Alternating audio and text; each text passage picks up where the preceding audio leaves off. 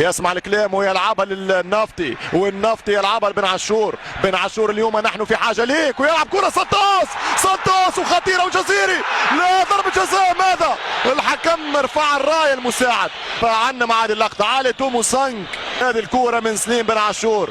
بن عاشور يلعبها طويله، شوف يورب سانتوس ضاعت على السيلفا والجزيري. هي فيها عرقله وفيها بينالتي، لكن كان مسبوقه بخطا اسبق هو الاوفسايد على المنتخب التونسي، لذلك لم يزفرها بوسيم.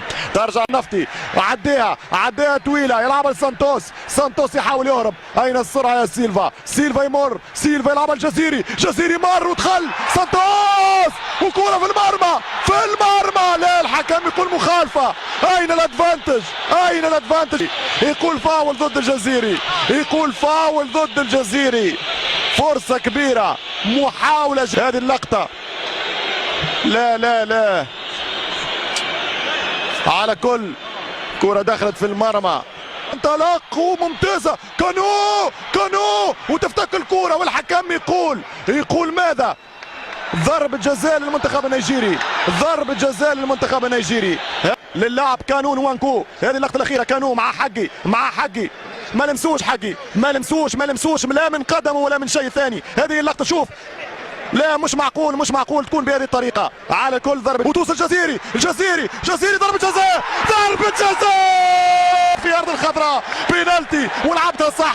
قلت الجزيري اشتعل مركب 7 نوفمبر بيرادس، اشتعل الطرابلسي وهو بيردها. الجماهير كلها بتتنافس صعداء، بترد مرة ثانية، والثالثة خلصها في مساحات، ويعمل هجمة مرتدة 2 ضد 1. خطر دي راح، هو جول التسلل. لا ما فيهاش تسلل، لكن هو حسب التسلل اتلغى الهدف ويديله انذار. لكن هنشوفها مع بعض، هنشوفها برضه فيها تسلل ولا لا، لان هنا هو جري بعد الكرة ما اتلعبت. هنشوفها مع بعض. اللاعب مميز قوي رياض الجزيري، ضربوا بيها اخر مدافع، وشوف الكونتر اتاك بيعملوه الوقت. هنشوف الكاميرا بترجعها اهي من هنا، الكرة طلعت ولا لا.